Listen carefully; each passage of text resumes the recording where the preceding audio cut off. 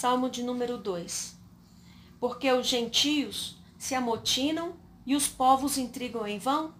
Os reis da terra preparam seus ardis e unidos os governantes conspiram contra o Senhor e contra o seu Cristo, proclamando: façamos em pedaços os seus laços, sacudamos para longe de nós seus vínculos. Do seu trono celeste, o Senhor põe-se a rir e a ridicularizá-los. E no seu devido tempo os repreenderá com ira e em seu furor os confundirá de pavor, declarando: fui eu que consagrei o meu rei sobre Sião, meu monte sagrado. Proclamarei o decreto do Senhor.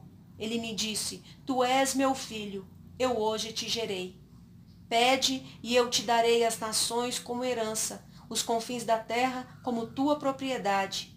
Tu as regerás com cetro de ferro, com o vaso do oleiro as espatifarás. Por isso, ó reis, sede prudentes, aceitai a correção, magistrados da terra. Servi ao Senhor com temor e vivei nele com alegria e tremor. Rendei ao Filho adoração sincera, para que não se ire e vos sobrevenha repentina destruição, pois a sua ira se acende depressa. Verdadeiramente felizes são todos os que nele depositam sua plena confiança. No Salmo 2, amotinam, quer dizer, revoltam-se ou se enfurecem, como na Septuaginta, que é a tradução para o grego pré-cristão de todo o Antigo Testamento, realizada por um grupo de 70 eruditos de Alexandria, em 285 a.C. Cristo, ou Christos, em grego, transliterado da forma aramaica, Mashiach, que deu origem às palavras Messias e Cristo, ambas significando o ungido de Deus, Jesus. A humanidade insana, fugindo dos laços e vínculos do amor de Deus. Uma profecia do Calvário, onde os reis e governantes estão representados por Herodes e Pilates, e os povos pela população de Israel, todos unidos contra Jesus Cristo, o ungido do Senhor. O motivo do riso de Deus é a arrogância daqueles que se acham sábios e não o sofrimento humano. Deus tem prazer em confundir, apavorar os falsos sábios. O primeiro monte sagrado de Deus foi o Sinai, onde Moisés recebeu de Deus a lei. Quando Davi edificou o templo sobre a colina de Sião, ela tornou-se o único monte, residência de Deus, para onde as pessoas subiam a fim de ouvi-lo e adorá-lo. Sião deu seu nome a toda a cidade de Jerusalém, cidade do rei messiânico, em que se reunirão todos os povos e nações. Depois dos rebeldes e de Yahvé, o Messias, Cristo, toma a palavra.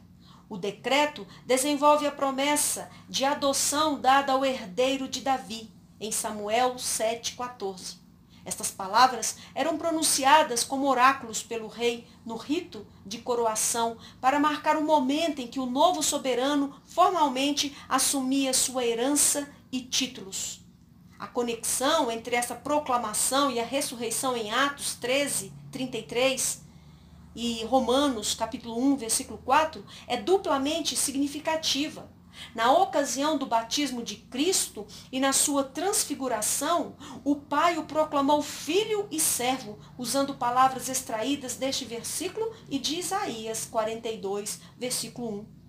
O livro de Apocalipse cita estas palavras 3 vezes, uma vez a respeito do cristão vitorioso e 2 vezes a respeito do seu Senhor. A Septuaginta usa o verbo reger, literalmente em hebraico, pastorear, em vez de quebrar, utilizado em algumas versões. Isso permite percebermos o largo alcance da promessa, contemplando inicialmente uma disciplina de ferro e em seguida a derrota final dos incorrigíveis.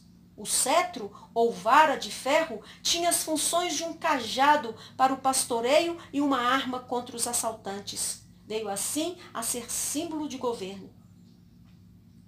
Filho, no texto, em hebraico, bar, e em hebraico pode ser entendido também como puro ou pureza, sinceridade. Os versículos 11 e 12 permitem traduções alternadas.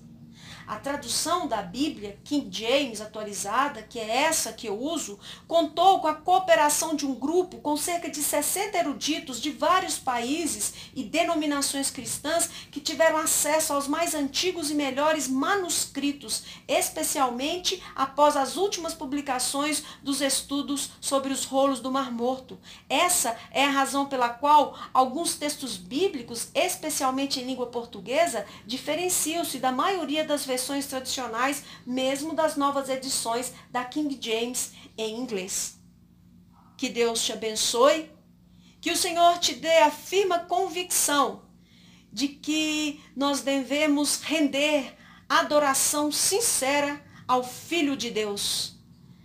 Verdadeiramente, nós somos felizes quando depositamos nele e somente nele toda a nossa confiança. Que Deus te abençoe, que Deus te conduza em paz na sua jornada cristã e que ela seja verdadeiramente vencedora para a honra e glória do Senhor Jesus. Amém.